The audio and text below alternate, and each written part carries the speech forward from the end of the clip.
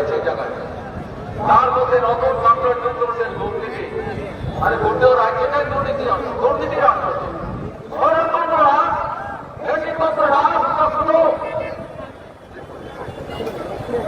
দুর্নীতি আইন চলছে রাজ্যের মধ্যে।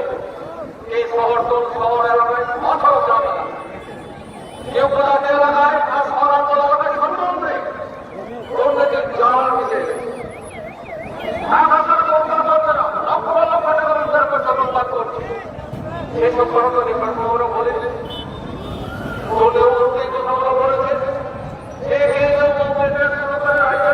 বিজেপি নেতার এটাই আমরা করেছে, মানুষের তাই বিশ্বাস করেছে। অন্তত বামফ্রন্ট সরকারের যা করবে তার চাইতে ভালো কাজ হবে আর আরো সুন্দরভাবে মানুষ চলা হবে। তো হবে না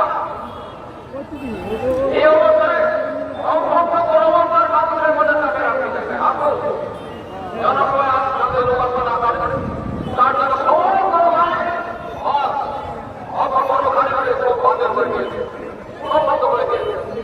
এমনকি রাস্তার গাড়ি বন্ধ করে দিয়েছে, যাতে সেই সব করে গাড়ি বন্ধ করে মানুষ 10 ঘন্টায় জমায়েতে কমিউনিস্ট পার্টি জমায়েতে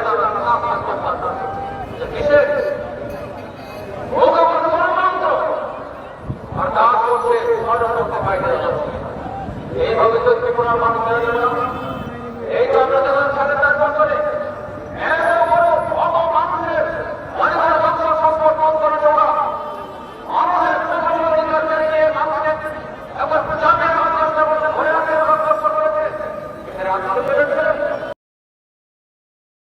আজকে জনসভায় সমাজের কথা কি বলবো, আজকে এই সমাজে কি বলতে পারছেন আমরা, এটা ভালো যায় না। মানুষের গণতন্ত্র করে গণতন্ত্র ধ্বংস করে মানুষকে ভাবতে রাখা যায় না, এটা ইতিহাস বলে না। ইতিহাসে গণতন্ত্রের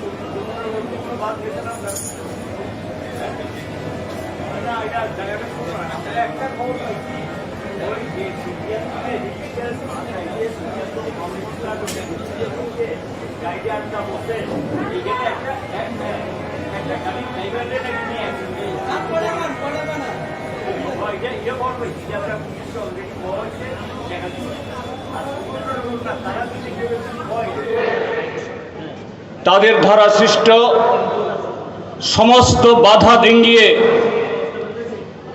গতকাল রাত থেকে হাজারে হাজারে যারা এই ময়দানে উপস্থিত হয়েছেন, আরো অনেকে এখনো রাস্তায় আছেন।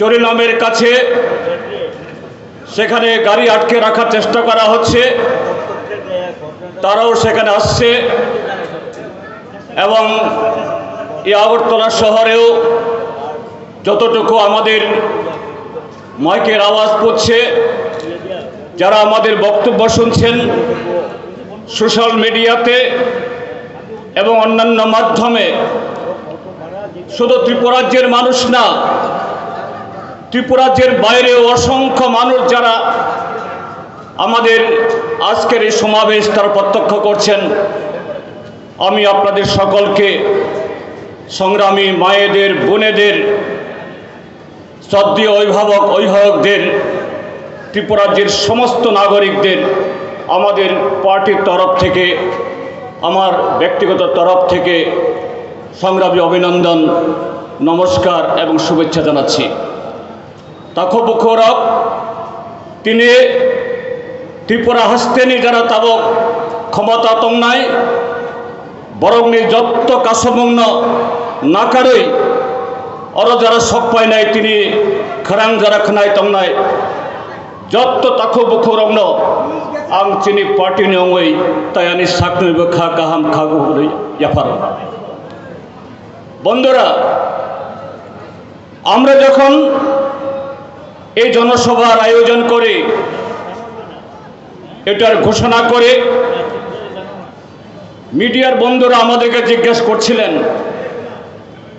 আপনাদের এই কর্মসূচি কি আসন্ন বিধানসভা নির্বাচন উপলক্ষে এটা এরকম কোনো কর্মসূচি বা জনসভা কিনা। আমরা বলেছি হ্যাঁ, নির্বাচনের কথা হয়তো আলোচনা হবে, কিন্তু সেই অর্থে আমরা এক্ষুনি এটাকে সে নির্বাচনী সমাবেশ বলছি না। তাহলে আমাদের এই কর্মসূচি কিসের কর্মসূচি? এই কর্মসূচি গত 4.5 বছরের বেশি সময় ধরে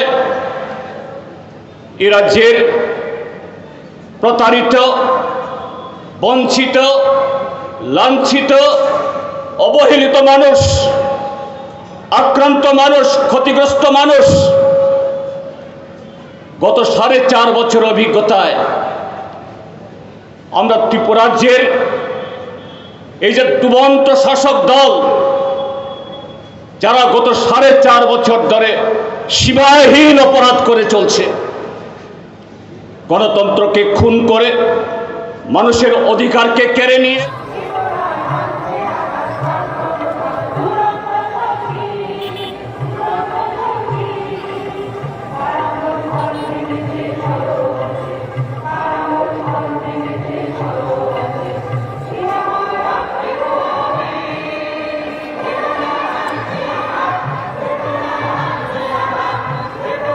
অনেক পাপ তোমরা করেছ, শেষবারের মতো তৈরি হয়ে যাও, এই অপকর্ম থেকে, জনবিরোধী কাজকর্ম থেকে তোমরা ক্ষান্ত হও। গত অগাস্ট এবং সেপ্টেম্বর মাস ধরে সারা ত্রিপুরাজ্যে সমস্ত ব্লকে, সমস্ত মহকুমাতে, সমস্ত জেলাতে অসংখ্য ছোট বড় কর্মসূচির মাধ্যমে গত 4.5 বছর ধরে ত্রিপুরাজ্যের মানুষের যে জীবনের যন্ত্রণা, মানুষের কাজ নেই, খাদ্য নেই, বেকারদের কাজ নেই, শিক্ষক, কর্মচারী, পুলিশ, টিএসআর তাদের প্রাপ্য দিয়ে তারা পায় না। এ রাজ্যের মানুষের গণতান্ত্রিক অধিকার নেই। সরকারের ঘুম ভাঙানোর, সংবিত ফেরানোর চেষ্টা আমরা করেছি। অসংখ্য কর্মসূচির মধ্য দিয়ে লক্ষাধিক মানুষ আমাদের সেই কর্মসূচিতে সামিল হয়েছেন। কিন্তু সেই কর্মসূচিগুলো তারা আমাদেরকে সহজভাবে করতে দিয়েছে তা নয়। আমাদের মিছিল মিটিং আটকানোর চেষ্টা করেছে, পুলিশ দিয়ে ঠেকানোর চেষ্টা করেছে, মানুষকে আটকাতে পারেনি। শুধু আমাদের মিছিলে কর্মসূচি না, এই ত্রিপুরাজ্যের সর্বত্র স্ফূর্তভাবে মানুষ, স্কুলের কচি কাঁচা ছাত্রছাত্রীরা থেকে শুরু করে মহিলারা, শ্রমিকরা, কৃষকরা, জুমিয়ারা, তারাও চেষ্টা করছেন এই সরকারের ঘুম ভাঙাতে, কিন্তু ঘুম তাদের ভাঙছে না। বরঞ্চ কিভাবে মানুষের কণ্ঠস্বর রোধ করা যায়, প্রতিবাদের ভাষা কেড়ে নেওয়া যায়,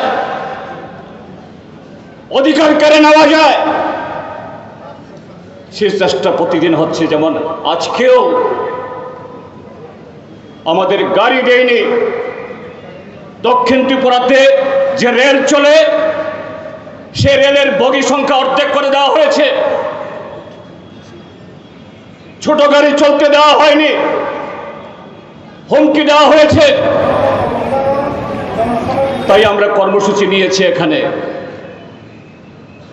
রাজধানীতে, এই সরকারের কর্তা ব্যক্তিদের জানার জন্য, শাসক দলের কর্তব্য জানানোর জন্য। কিন্তু আমরা দেখি এত কিছুর পরেও এই সরকারের টনক নড়ছে না। গত 4.5 বছর ধরে যে পাপ করেছে, মুখ্যমন্ত্রী পাল্টিয়ে মানুষের দৃষ্টি ঘোরানোর চেষ্টা হয়েছে। আর গত 4.5 বছর ডাবল ইঞ্জিনের সরকার, সবকা সাথ সবকা বিকাশ,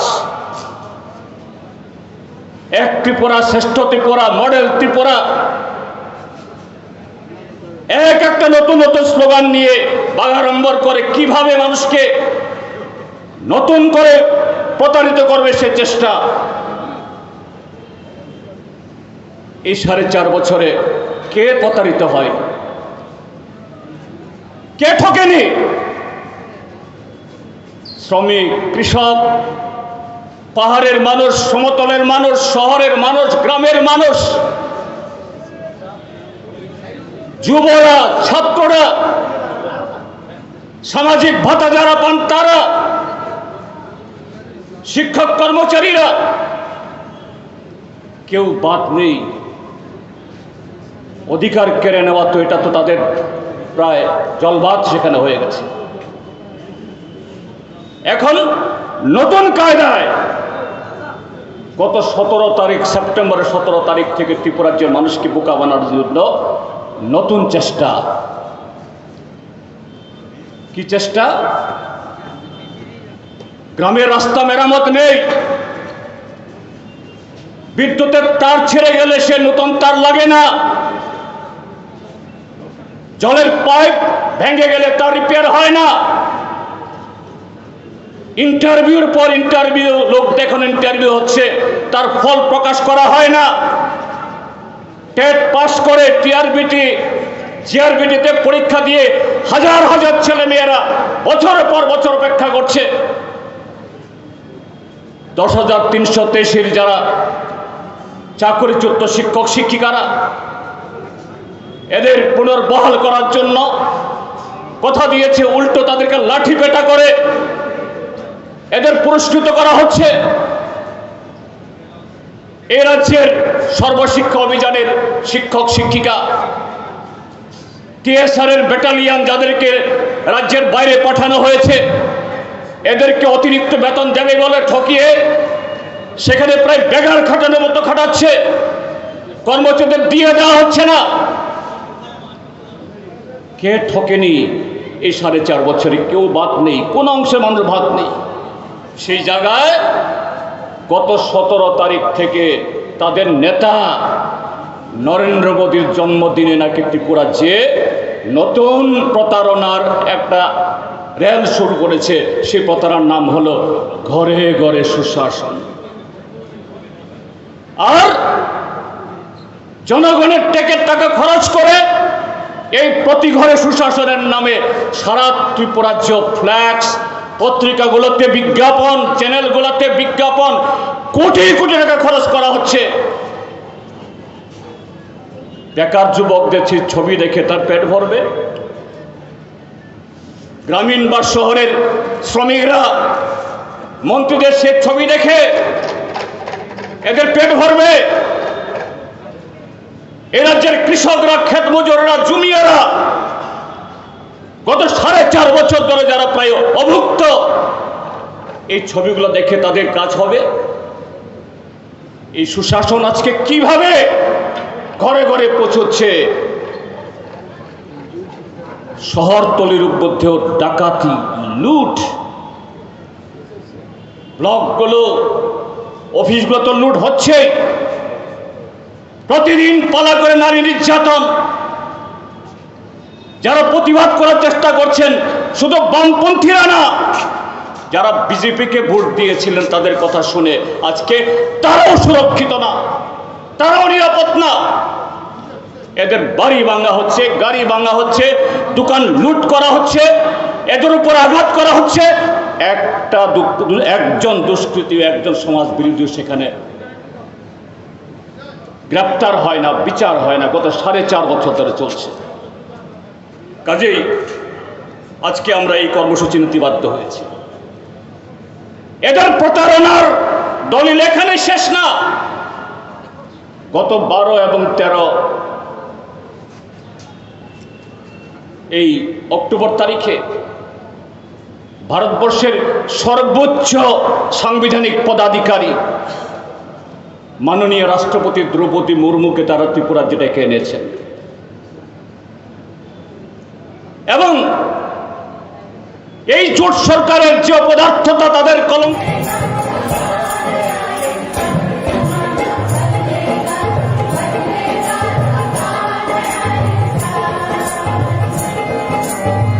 অসমাপ্ত, অর্ধ সমাপ্ত প্রকল্প উদ্বোধন করিয়েছেন। এই রিমোট ইয়েতে উদ্বোধনের নামে শিলান্যাস করিয়েছেন এমন কতগুলো প্রকল্পের, যে প্রকল্পগুলো বামফ্রন্ট সরকার আগে থেকেই করে শুরু করেছে বা শেষ করেছে। তার জন্য একটা নয়া পয়সা খরচ না করে। এবং আমরা শুনছিলাম এরপরে আগামী 27 তারিখে এই আস্তাবল মাঠকেও এরকমভাবে আরেকটা নাটক মঞ্চস্থ করার জন্য চেষ্টা করা হয়েছিল। প্রধানমন্ত্রীকে নিয়ে এসে আইওআই ঘর প্রথম কিস্তি পাওয়ার পর এখনো দ্বিতীয় কিস্তি পাওয়া হয়নি, এদেরকে দিয়ে জোর করে সই করিয়ে গৃহপ্রবেশের নামে এখানে ডিএমদের দিয়ে জোর করে সরকারি টাকায় বেনিফিশিয়ারিদের নিয়ে এসে এখানে বিজেপির প্রচার চালাবেন। শুনতে পেলাম আজকে পত্রিকাতে দেখলাম মাননীয় প্রধানমন্ত্রী নাকি এই প্রোগ্রাম বাতিল করেছেন। তারা হয়তো প্রধানমন্ত্রী দপ্তরে টের পেয়েছেন, আস্থা বলে আজকে আমরা ময়দান এই জনসভা করছি। তার 6 দিন বাদে এই জনসভা জমবে না। নরেন্দ্র মোদী 27 তারিখে নাকি আসতে ভয় পাচ্ছেন। এই হলো বিজেপি। আজকে এই যে আমাদের সভাপতি বলছিলেন গত এক সপ্তাহ ধরে হুমকে 21 তারিখ সমাবেশ করা যাবে না, রেলের বগি কমিয়ে দিল, বাস বন্ধ করে দিল, গাড়ি বন্ধ করে দিল, কোথাও কোথাও পথ এখন আটকে আছে। কিসের ভয়? কেন এত ভয়? কেন এত বড় অসভ্যতা, এত বর্বরতা? আমাদের ত্রিপুরাজ্যে অতীতে কোনোদিন একটা রাজনৈতিক দল তার একটা জনসভা করবে, একটা কর্মসূচি করবে, সরকারের কাছে আগাম অনুমতি নিয়ে, আর এটা আটকানোর জন্য একদিক থেকে রাষ্ট্রশক্তিকে ব্যবহার করে, আরেক দিক থেকে সমাজ বিরোধী জড়ো করে অতীতে কখনো হয়েছে? হয়নি।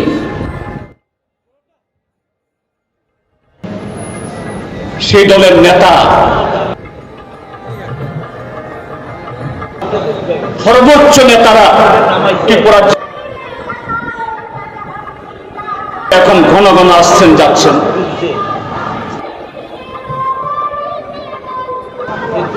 গত অগস্ট মাস শেষে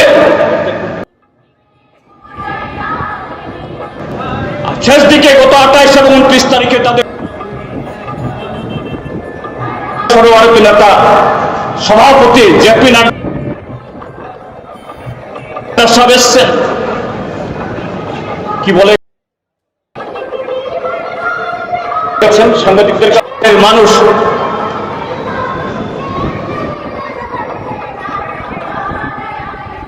এটাকে পুরোপুরি বাতিল করে দিয়েছে। কি বলার চেষ্টা করছেন? যে এই সরকার নাকি তাদের ভীষণ ডকুমেন্ট শুধু পুরো করেনি, সম্পূর্ণ করেনি, তার অতিরিক্ত কাজ করেছে। ওই যে প্রধানমন্ত্রী বলছিলেন ত্রিপুরা যে হীরা রাজ্য যদি করে ফেলে থাকেন, কেন ভয়? কেন সিপিএমকে এই জনসভা করতে গিয়ে এত বাধা তৈরি করতে হচ্ছে? আমরা চ্যালেঞ্জ জানাচ্ছি এই সরকারের মুখ্যমন্ত্রী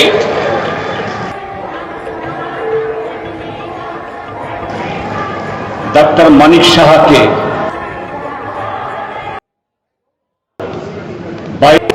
একটা কথা আছে না বাংলায়,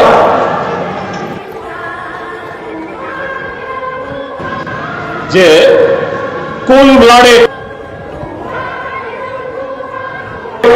অর্থাৎ ঠান্ডা মস্তিষ্কের সেরকম মানুষ ভালো কাজ যদি করতেন, কি ভালো কথা বলতাম।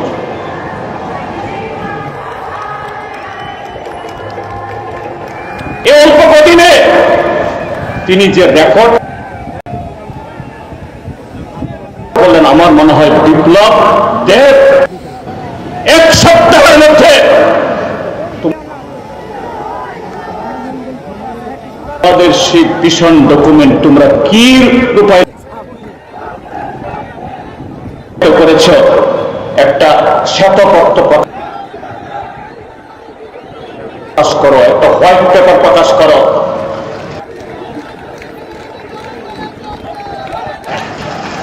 পত্রিকাতে বিজ্ঞাপন দাও,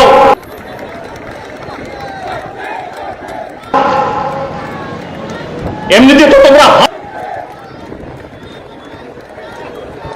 হাজার হাজার তোমাদের ছবি ছাপে একটা দৃশ্য দূষণ করছো, ওগুলো দেখে মানুষের চোখ খারাপ হয়ে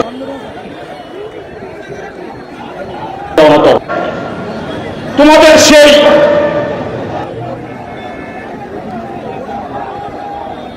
সেন্ট্রাল গভর্নমেন্টের মতো আমাদের শিক্ষক কর্মচারী বিএসএফদের জন্য বেতন ভাতা। তোমরা কাকে দিয়েছ? ত্রিপুরার যে শিক্ষক কর্মচারীদের, না অন্য কোন রাজ্যের শিক্ষক কর্মচারীদের? আমরা জিজ্ঞেস করতে চাই, ওই তোমাদের জোট সঙ্গে প্রকাশ করো, যদি হিম্মত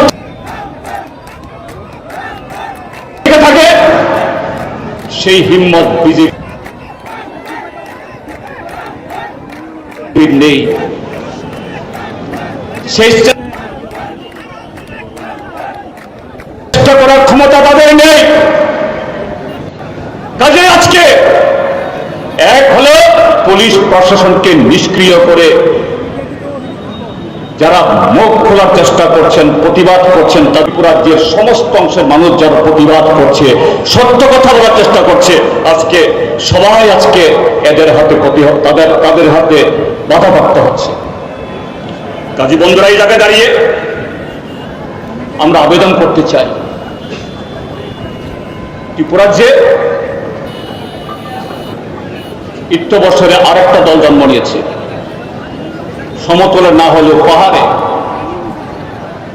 আইপিএফটি যখন 6 মাসের মধ্যে ত্রিপুরা ল্যান্ড দিতে পারল না, স্বাভাবিক যারা প্রধানমন্ত্রীকে, ভারত সরকারকে বিশ্বাস করে, এনসি দেববর্মা, মেবার কুমার জমাতিয়াকে যারা তার কথা শুনে যারা ভোট দিলেন বিজেপিকে, বিজেপি সরকার বসাতে সাহায্য করলেন, এটা হলো না। এদের মোহ ভঙ্গ হলো, ঘরে বসে গেল, আরেকটা দল তৈরি হলো। তারা বলছেন ত্রিপ্রাসাদের এডিসি এলাকার মানুষের তাদের পশ্চাৎপদতা দূর করার জন্য, তাদের বিগত কয়েক দশরে এনএলএফটি, টাইগার ফোর্স, টিএনভি বা টিউজেস হাইয়া কনস্টিটিউশনাল সলিউশন সানো, সাংবিধানিক সমাধান আমরা চাই। আমরা গণমুক্তি পরিষদ সিপিআইএম বলছি, আমরা তো সে কথাই বলছি,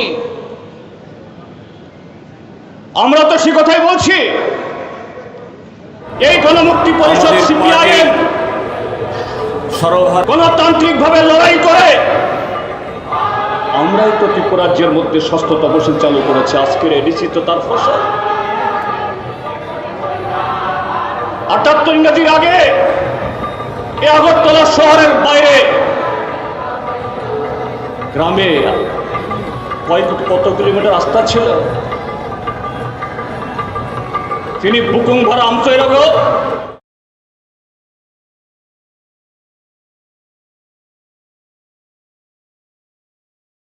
pass, BA pass, MA pass, doctor, engineer, officer, আবার তো নরেতন্দি সবক লেখা বামফ্রন্ট সরকার, সিপিআইএম, গণমুক্তি পরিষদ ও সংবিধান নিবিসিংতই, কনস্টিটিউশনাল নিবিসিংতই চোবা খেলাই, লড়াই খেলাই সেন্ট্রাল গভর্নমেন্ট, কংগ্রেস সংঠন বা বিজেপি বা তাই কবন গভর্নমেন্ট সংতুপো খা তিনি তামনগৈতং তিনি যারা এডিসি চালান তামনগৈতং এডিসি চালানি ভাবে কোনো রাং মানদণ্ডর স্টেট গভর্নমেন্ট কোন মন্ত্রী, চিফ মিনিস্টার ইয়াকাদি কোন মন্ত্রী খুমলুঙ্গ ওয়াসাক থাঙ্গই তামক খানানি নাং ব্রহ্ম সুমি খাদে এডিসিনে মানথায় ষষ্ঠ তপশিল বিশিংতই, কনস্টিটিউশন বিশিংতই মান খাদে বরখন গ্রেটার ত্রিপুরা ল্যান্ড। আরে विलेज कमिटी नी इलेक्शन से खाइया, विलेज कमिटी से मन कराइया, ग्रेटर त्रिपुरा नाम नहीं आवड़ी बागोई संग अब कबुंग नायो লেফট ফ্রন্ট, সিপিআইএম, গণমুক্তি পরিষদ, কনস্টিটিউশনাল সলিউশন যদি কেবল ইমানো আবার লেফট ফ্রন্ট ইমানো এডিসি বা যে কোনো স্বায়ত্তশাসিত প্রশাসনকে যদি কনস্টিটিউশনাল সলিউশন সাংবিধানিক পথে যদি কোনো সেই সুযোগ সুবিধা দিতে পারে, এটা নিজ ক্ষমতায় দিচ্ছে কথা বলছি না, এটা একমাত্র সিপিআইএম বামফ্রন্টই পারে, এবং সেটা হলো লড়াই করা জনগণকে নিয়ে।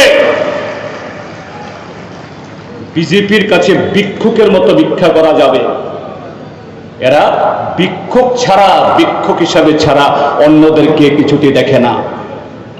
কাজে বরংনব খবর নাই। আমি তো এই যে সাইয়া ইমান অবতা মুক্তি হয়নি লোকরাইডা গণতন্ত্র টুগুনানি টঙ্ক সাং টুগুনানি লোকর আপনি অধিকার নাম নেনে লেফট ফ্রন্ট একমাত্র লামা আপনি ইয়া করে কোনো লামা তাই করি। এবং তার সাথে যেটা বলতে চাইছি, এই ত্রিপুরাজ্যের মধ্যে আজকে বঞ্চিত, অবহেলিত, লাঞ্ছিত প্রায় সব অংশের মানুষ। সবার কথা উল্লেখ করা যাবে না। আমি বলতে চাই, কৃষক, জমিয়া, শ্রমিক, তাদের নামে প্রধানমন্ত্রীর নামে কিছু কিছু প্রকল্প ঘোষণা করে ঠকাতে চাইছি। আমরা তো প্রধানমন্ত্রী সম্মান নিধি দিয়ে ৬০০০ টাকা দিচ্ছি।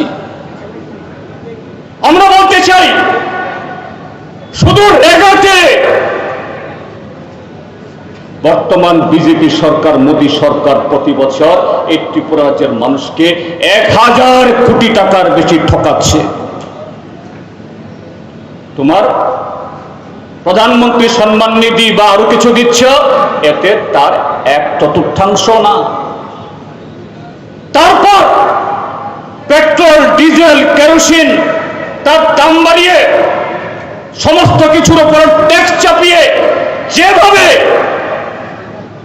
এই ত্রিপুরাজ্যের মধ্যবিত্ত অংশের মানুষ থেকে শুরু করে সাধারণ মানুষ তাদের উপর ট্যাক্স চাপাচ্ছে, এগুলা যদি বলা হয় এই ৪.৫ বছরে এটা মাইনাস ছাড়া কিছু নেই, ত্রিপুরাজ্যের প্রাপ্তি কিছু নেই। যার প্রতিফলন ঘটছে এই সত্য যে দুর্গাপূজা হয়ে গেল, একটা বিবর্ণ ত্রিপুরা, বিসদৃশ ত্রিপুরা, অচেনা ত্রিপুরা, এই ত্রিপুরা আমরা আগে দেখিনি, এই চেহারা দেখিনি। আর কত নিষ্ঠুর হতে পারে, কত অমানবিক হতে পারে এই সরকার, সারা ত্রিপুরাজ্যের মানুষকে অন্ধকারে রেখে আগরতলা শহরে কার্নিভাল করছে। কার্নিভাল, হ্যাঁ, কিছু যুবক আনন্দ করেছে, কিন্তু ত্রিপুরাজ্য কিছু যুবকের জন্য না, এ রাজ্য তো ৪০ লক্ষ মানুষের, অল্প কিছু যুবকের আনন্দের জন্য কার্নিভাল। এটা তো তাদের সাথে তামাশা করা। এই তামাশা গণতন্ত্রে চলে না। কাজে আমি বলতে চাই, ১০,৩২৩ যারা বন্ধুরা, Sarva Shiksha Abhiyan, anganwadi worker, mid day meal worker, গত ৪.৫ বছরে যাদের একটি নয়া পয়সা বেতন বাড়েনি, ১০,৩২৩ চাকরি দেবে বলে এদের বারবার পুলিশ পেটা খাওয়াচ্ছে। এর সাথে পুলিশ, টিএসআর কর্মচারী যেভাবে ঠকানো হচ্ছে, একটা উপায়, এই সরকারকে উপরে ফেলে দিতে হবে গণতান্ত্রিক উপায়ে, এটাই একমাত্র রাস্তা। কাজে আমরা আহ্বান করতে চাই, আগামী বিধানসভা নির্বাচনে গণতান্ত্রিকভাবে মানুষের সে অধিকার প্রতিষ্ঠিত করতে গেলে তার আগে যে শর্ত হলো, এ রাজ্যে আইনের শাসন, সংবিধান যে গত ৪.৫ বছর অচল হয়ে আছে, সেই পরিবেশ ফেরাতে হবে। কাজে সমস্ত গণতান্ত্রিক দল, ধর্মনিরপেক্ষ দল কি, জাতীয় দল কি, আঞ্চলিক দল, ন্যাশনাল বা রিজিওনাল, সবার কাছে আমরা আহ্বান জানাই, ভোটে কিভাবে কারা কি প্রার্থী দেবে, কোথায় দাঁড়াবে, এটা আলাদা ব্যাপার। তার আগে যদি রাজ্যের এই বর্তমান পরিবেশ, জঙ্গলের রাজত্ব, তার অবসান না ঘটানো যায়, আপনি কি করে আপনার ভোট দেবেন? কি করে আপনার ইচ্ছাকে প্রতিফলিত করবেন? কাজে আমাদের উদাত্ত আহ্বান, সমস্ত ধর্মনিরপেক্ষ গণতান্ত্রিক শক্তি, কি সর্বভারতীয় কি আঞ্চলিক, ঐক্যবদ্ধ হন, একটা রাজনৈতিক কর্মসূচি গঠন করে ত্রিপুরাজ্যের মধ্যে সেই বাতাবরণ তৈরি করে এরপরে যদি ভোট হয়, মানুষের সে আকাঙ্ক্ষা তখন রূপায়িত হবে। এবং সেই জায়গায় আমি আমার কথা বলা শেষ করব, শুধু একটা আপিল করব, ত্রিপুরাজ্যের বর্তমান যুগের যুবাদের, ছাত্রদের, আমরা বিগত 2 মাসে যে লক্ষাধিক মানুষকে আমাদের বিভিন্ন কর্মসূচিতে আমরা সামিল করেছি, তার বৃহৎ অংশ হল ছাত্র এবং যুবরা। আজকের সমাবেশেও আপনি তাকিয়ে দেখুন, আপনার ডাইনে, আপনার বামে, আপনার পেছনে, সামনে যে বসে আছে সব যুবারা। যুবা বন্ধুরা, লাঠি সুটা দরকার নেই, প্রয়োজন হলে তো জান্ডাকে ডান্ডা করতে হবে। শুধু একসাথে দাঁড়ান।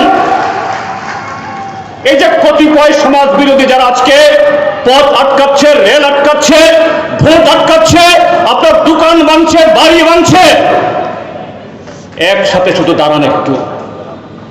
পালিয়ে কুল বাঁচবে না, ওই বিপ্লব দেবের মতো তাড়াতাড়ি ত্রিপুরা ছেড়ে পালিয়ে যাবে। এবং আর যদি চুপ থাকেন, আজকে আপনার বাড়ি ভেঙেছে, গাড়ি ভেঙেছে, ভোট কেড়েছে, আগামীকাল আপনার বাড়িতে গিয়ে আপনার মাকে টেনে নেবে, আপনার বোনকে টেনে নেবে, রেহাই পাবে না। কাজে আমার হাতে, আপনার হাতে, এবং বিশেষ করে ত্রিপুরাদের এই যুবাদের হাতে আগামী ভবিষ্যৎ। ত্রিপুরাকে আমরা কি এই দানব মুক্ত, জঞ্জাল মুক্ত,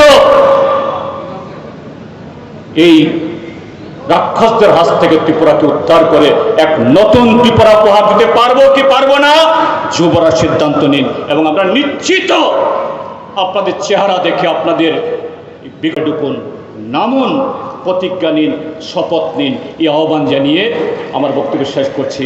আবারও সবাইকে নমস্কার। যতন খুলুমখা, যতন হামবাই, ইনকলাব জিন্দাবাদ।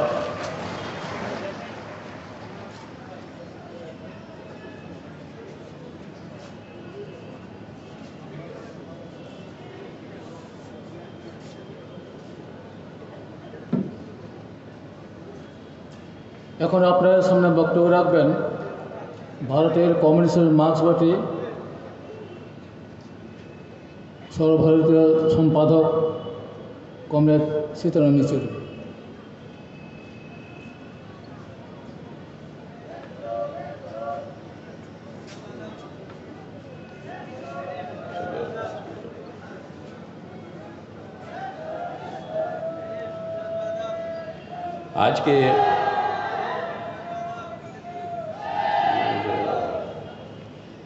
आज के इस विशाल महासभा के अध्यक्ष कॉमरेड अगौर देव बर्मन,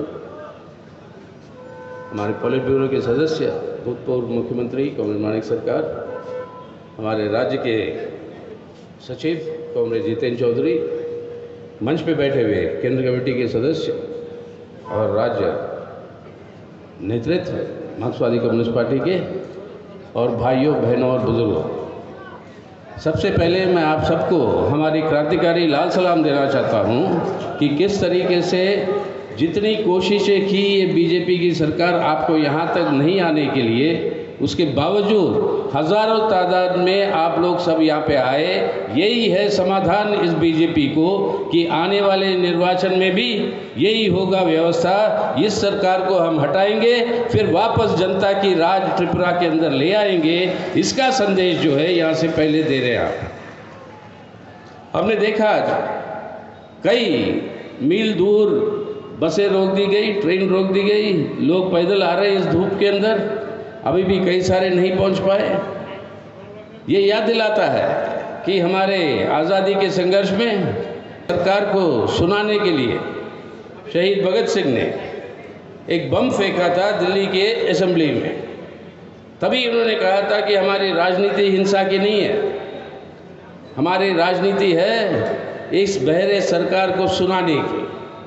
और आज आप सभी लोग यहाँ पर अगरतला के अंदर इस बहरे सरकार को सुनाने के लिए जनतांत्रिक तरीके से, शांतिपूर्वक तरीके से इस विशाल महासभा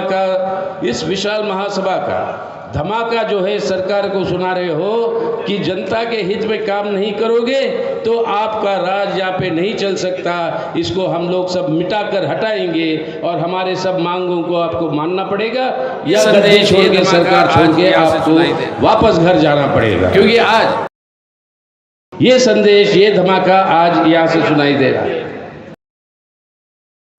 क्योंकि आज पूरे देश भर में कुछ और जगहों पर चुनाव हो रहे हैं, हिमाचल प्रदेश में हो रहा है, गुजरात के अंदर हो रहा है, और इन सब जगह पर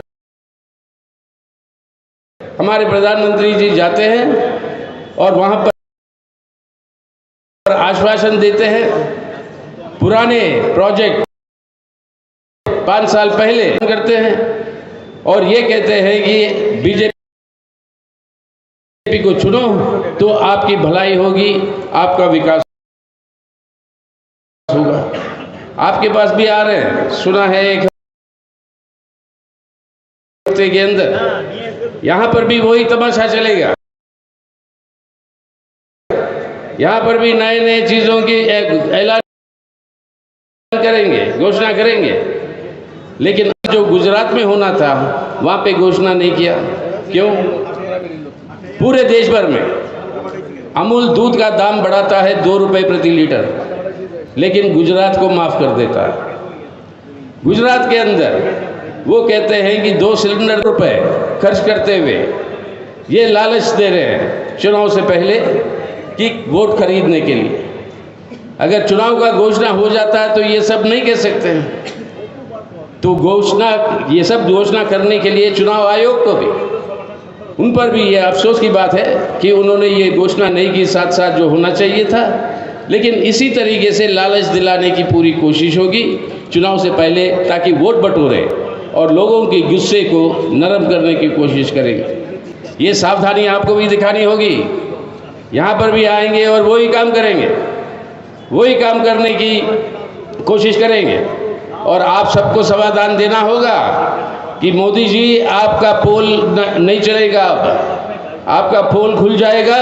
और हम लोग सब निश्चित रूप से तय कर चुके हैं कि जनता के हित में जो काम करेगा उन्हीं को हम जो है सरकार की जिम्मेदारी देंगे और किसी को नहीं। और अभी आपने सुना ये डबल इंजन की सरकार की कामकाज हमारे कॉमरेड जितेंद्र चौधरी से कि किस तरीके की उनकी जो कामकाज जो चल रही है उसके खिलाफ लोगों के अंदर जो असंतोष और गुस्सा जो बढ़ रहा है।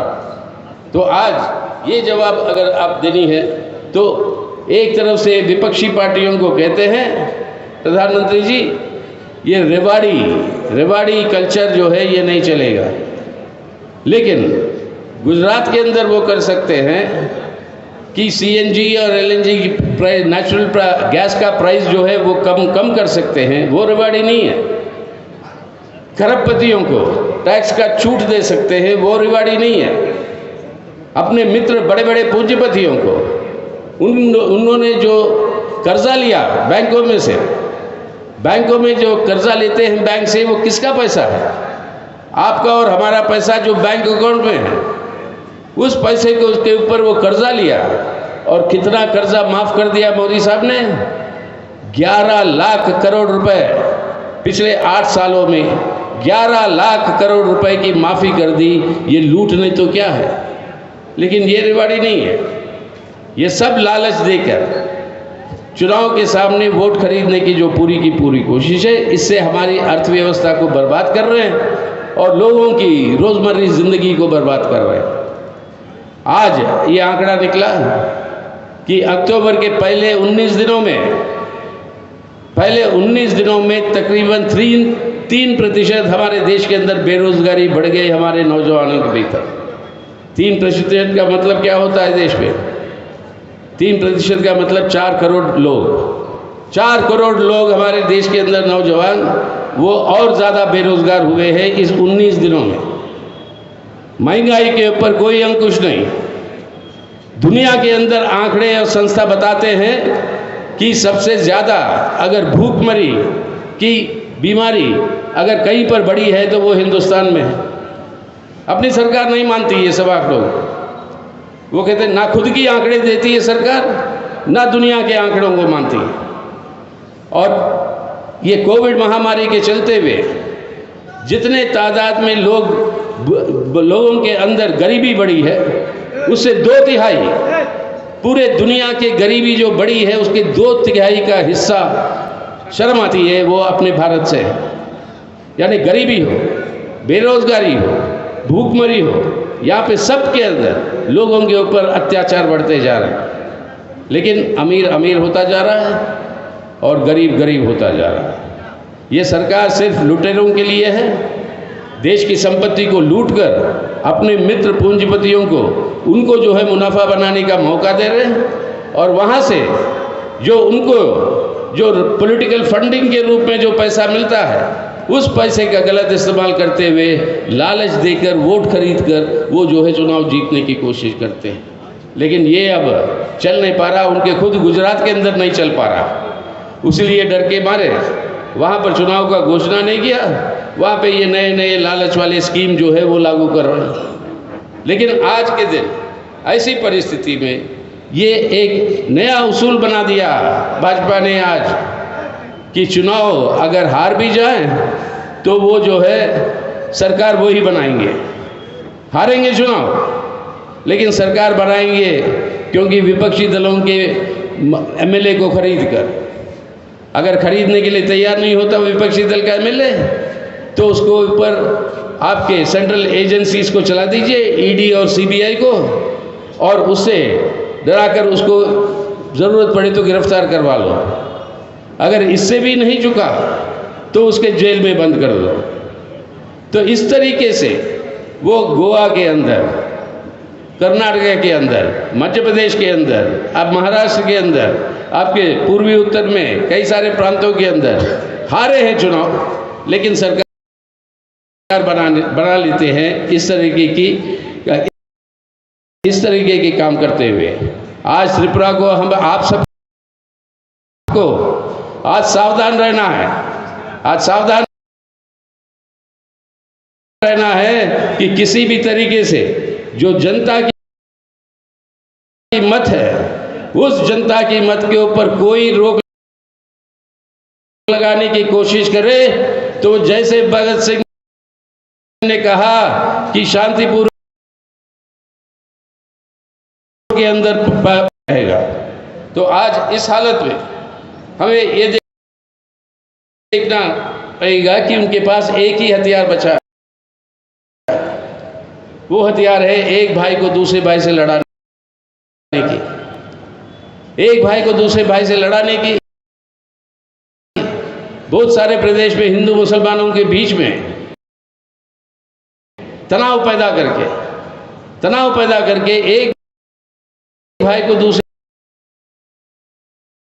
भाई नफरत के आधार पर, हिंसा के आधार पर लोगों के अंदर बंटवारा करते हुए लोगों को लामबंद करना चाहते हैं अपनी राजनीतिक स्वार्थ के लिए।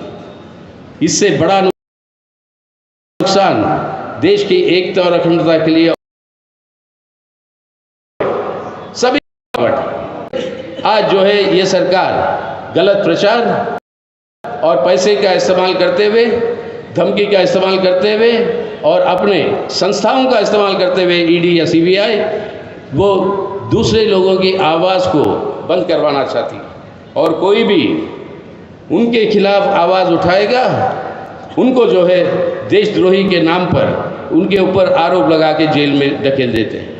अभी क्या हुआ गुजरात के अंदर, बिल्किस बानो का जो खुलेआम गैंगरेप होकर खुलेआम कत्ल किया, उन सभी लोगों को आज सफाई हो गई सुप्रीम कोर्ट के सामने, सबसे ऊंचाई हमारी कोर्ट कचहरी के सामने, कि केंद्र सरकार ने उनको रिहा करने के लिए आदेश की मंजूरी दी है।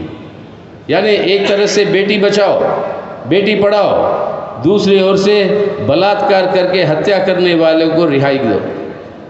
और ये भी अजीब बात है इसके बारे में सुनवाई आज सुप्रीम कोर्ट ने, ठीक है उनकी वो निर्णय है, उसकी इज्जत करते हैं, लेकिन वो सुप्रीम कोर्ट ने वो डेट वो निर्धारित किया गुजरात के चुनाव के बाद, ताकि इसका असर गुजरात के चुनाव पे ना पड़े। अब इस तरीके की बातें जो हो रही है, या अब आपके बॉम्बे के हाईकोर्ट ने रिहा कर देती है एक यूएपीए के अंदर एक अपाहिज बेचारा डिसेबल्ड 90% डिसेबल्ड जो व्हील चेयर पर रहता है एक प्रोफेसर, उसको छूट देती है, लेकिन उसको सुप्रीम कोर्ट ने छुट्टी के दिन मिलकर उनको जो है कहती है कि इसको वापस लेके उसको जेल में ही रखा। इसी तरीके से कई सारे पत्रकार बेचारे ये भी मुलाजिम है, नौकरी करते हैं, उनके मालिक जो भी कहे मतलब उसको उनको करना पड़ता है, लेकिन कई सारे जो सच्चाई बोलते हैं पत्रकार, वो सब आज जेल के अंदर बंद पड़े हैं क्योंकि वो सच बोल रहे हैं। तो विपक्ष के ऊपर ये हमला के लिए पूरे संस्थाओं का दुरुपयोग हो रहा, पार्लियामेंट से लेकर आपके कोर्ट कचहरी से आपके यहाँ तक ये पंचवे इलेक्शन कमीशन, इन सब के ऊपर दबाव है कि शासक पार्टी के साथ जो है उनके साथ देने के लिए ये सब दबाव चल रहा है। इससे हमारी जनतांत्रिक व्यवस्था को ही जो है आज नष्ट किया जा रहा है। यानी एक तरह से देखें, भारत का संविधान जो है जिसके 4 मुख्य स्तंभ है, और वो 4 मुख्य स्तंभ है धर्मनिरपेक्ष जनतंत्र, दूसरा है आर्थिक संप्रभुता, यानी देश की संपत्ति आपकी और हमारी है, मालिक लोग है। आज मोदी सरकार हो या कोई भी सरकार है, ये सरकार जो है सिर्फ मैनेजर है, मैनेजर को कोई अधिकार नहीं होता बिना जो मालिक है उसकी इजाज़त लिए हुए उस संपत्ति को बेचने का। मोदी सरकार वही काम कर रहा है, बिना हमारी इजाज़त लिए आपकी हमारी और लोगों की, वो हमारी संपत्ति को बेच रहा है पब्लिक सेक्टर को, और ये लूट मची हुई है। ऐसे परिस्थिति में मालिक को क्या करना चाहिए? मालिक के पास सामने एक ही रास्ता है, और वो रास्ता है कि ये मैनेजर अगर गलत कर रहा है, लूट रहा है हमारी संपत्ति को, इस मैनेजर को हटाओ और नए मैनेजर को ले आओ। वही है तरीका हमारी संपत्ति को बचाने का, और उसी तरीके से आज इस बीजेपी को हटाने की ज़रूरत है देश में और आपके त्रिपुरा में। बिना उसके ना हमारे देश को बचा पाएंगे हम, ना हमारी जनतांत्रिक अधिकारों को, ना हमारी भविष्य। तो ऐसे परिस्थिति में मार्क्सवादी कम्युनिस्ट पार्टी की ये सीधा सीधा अपील है लोगों से कि आज के दिन एकमात्र अपील अगर कोई है कि कौन है ये ताकत जो इस सांप्रदायिक ध्रुवीकरण को, ये जो लूट मचा हुआ है इस देश का, इस संपत्ति का, इस लूट को रोकने वाला कौन है? उसका एक ही तरीका है और एक ही उसका जवाब है। रामायण में याद है ना, राम जी भी जो है वो एक अश्वमेध यज्ञ करते हैं। जो आज बीजेपी समझ रही है उनका एक अश्वमेध यज्ञ चल रहा है भारत में। अश्वमेध यज्ञ का मतलब क्या होता है? अश्वमेध यज्ञ का मतलब ये होता है कि राजा एक सफेद घोड़े को रोकना पड़ेगा, और घोड़ा रोकेगा तो राजा के सेना के साथ लड़ना पड़ेगा। कोई हिम्मत नहीं करता तो घोड़ा भागती रहती है। मोदी साहब और भाजपा आज यही समझ रहे कि उसके घोड़े को रोकने वाला कोई ताकत नहीं है। लेकिन याद करो, उन्हीं की परिभाषा में बोल रहा हूँ मैं, उन्हीं की परिभाषा में बोल रहा हूँ। घोड़े को रोकने वाला 2 जुड़वे भाई है, लव और कुश, और ये जुड़वे भाई इस राम के अश्वमेध यज्ञ के सफ़ेद घोड़े को रोकते हैं। आज की राजनीतिक परिस्थिति में राजनीतिक जुड़वे भाई हैं, और वो राजनीतिक जुड़वे भाई हैं जो इस लाल झंडे के अंदर नज़र आ रहे हैं आपको। एक किसान का हथौड़ी और एक किसान का हसिया और मजदूर का हथौड़ी। ये किसान हथौड़ी का जो एकता है, ये है दो जुड़वे भाई, और ये दो जुड़वे भाई इस लाल झंडे के साथ है, और ये लाल झंडा आज भाजपा के अश्वमेध यज्ञ को रोकेगा, इस सफेद घोड़े को रोकेगा और अपने देश को और त्रिपुरा को बचाएगा। आज ये हम लोगों को ये संकल्प लेनी होगी कि आज देश को बचाना है, तब इस लाल झंडे को मजबूत करना। त्रिपुरा के अंदर हमारे ट्राइबल और नॉन ट्राइबल लोगों के बीच में जो एकता रहा, ये है जुड़वे भाई त्रिपुरा के, ट्राइबल और नॉन ट्राइबल के लोग। इन जुड़वे भाइयों की एकता को जो तोड़ रहे हैं ये बीजेपी वाले, उसको बरकरार और कायम रखने की ज़रूरत है। तो इस लाल झंडे को मजबूत करते हुए, वामपंथी ताकतों को मजबूत करते हुए हमारी अपील है सभी धर्मनिरपेक्ष ताकतों से और सभी धर्मनिरपेक्ष ताकतों से कि आज हम सब के सामने हमारा कर्तव्य है हमारे भारत को बचाना, और भारत को बचाना है, बिना त्रिपुरा को बचाए हुए भारत नहीं बच सकता। आज त्रिपुरा को बचाना है, भारत को बचाना है। अगर भारत को बचाना है तो आज सब धर्मनिरपेक्ष ताकतें इस सांप्रदायिक ध्रुवीकरण के खिलाफ, इस नफरत और हिंसा की राजनीति के खिलाफ, और जिस तरीके से हिंसा की राजनीति की इस्तेमाल होती है अपनी राज को हासिल करने के लिए भाजपा की तरफ से, उसको बिना हराए हुए ये संभव नहीं है। आज अगर अपने देश को बचाना है, भारत को बचाना है, त्रिपुरा को बचाना है, तो सब धर्मनिरपेक्ष ताकतों की सबसे ज़्यादा लामबंदी करने की ज़रूरत है, ताकि वो इस सांप्रदायिक जहर को, इस सांप्रदायिक ध्रुवीकरण को हम हरा सकें। और इसी के आधार पर भारत को बचाते हुए आज भारत को बदलना है एक बेहतर भारत के अंदर, क्योंकि आज कोई संपत्ति की और साधन की कमी नहीं है देश में। हम बदल सकते हैं अगर नीति सही होंगे। आज हमारे देश के अंदर साधन की कोई कमी नहीं है। यही पैसा जो हमारे अमीरों को आपके टैक्स के छूट में दे रहा है मोदी सरकार, उसके ऋण माफ़ी कर रहा है मोदी सरकार। 11 लाख करोड़, जैसे मैं पहले बोल रहा था आपको, 11 लाख करोड़ रुपए का जो ऋण माफ़ी किया है पिछले 8 सालों में, अगर वो नहीं होता, यही पैसा खर्च करता मोदी सरकार हमारे देश के अंदर सड़कें बनाने के लिए, नहरें बनाने के लिए, तो लाखों करोड़ों की तादाद में नए नौकरियां सृष्टि होती। हमारा नौजवान भटकता नहीं, बेरोजगार, उसके लिए नए नौकरियां सृष्टि हो सकती है। और वो नए नौकरियां जब नौजवान को मिलेगा, वो जब उसका वेतन खर्च करेगा, तब ये बंद पड़े कारखाने, छोटे मोटे कारखाने, ये सब खुलेंगे और रोज़गार और बढ़ेगा। ये रास्ता सामने है, ये विकल्प है सामने। ये विकल्प के चलते हुए हम भारत को, त्रिपुरा को, अपने पूरी देश के हर हिस्से को हम बदल सकते हैं एक बेहतर समाज में, एक बेहतर प्रांत में। लेकिन वो करना है तो इन राजनीतिक ताकतों को सत्ता से दूर रखना होगा, तभी ये संभव है। तो वैकल्पिक नीतियां हैं, साधन है देश के अंदर, लेकिन सबसे बड़ी अड़चन है ये भाजपा और उसकी नीतियां और इसकी नफरत और हिंसा की राजनीति। उससे मुक्त पाना ज़रूरी है, और वहाँ पर अपने नौजवानों का बहुत बड़ा भूमिका। नौजवान हमारा तय करेगा कि क्या, किस तरीके की भविष्य होगी खुद की, और किस तरीके की भविष्य होगी अपने देश का और आपके त्रिपुरा का। और ये नौजवान को आज तय करना होगा कि किस तरीके से त्रिपुरा चाहते हो आप, किस तरीके के भारत चाहते हो आप। अगर ये भारत को एक बेहतर भारत में बनाना है तो आज इन ताकतों को सत्ता से दूर रखना अनिवार्य है, वरना ये संभव नहीं हो पाएगी। आज बड़े गर्व के साथ कह रहे हैं कि मोदी साहब और उनकी सरकार की अमृतकाल आ चुका है। अमृतकाल यानी आज से लेकर भारत के आज़ादी के 100 साल तक, ये पिछले आगे के जो 25 साल है, ये देश के लिए अमृतकाल होगा। उनके शासन में ये अमृतकाल होगी।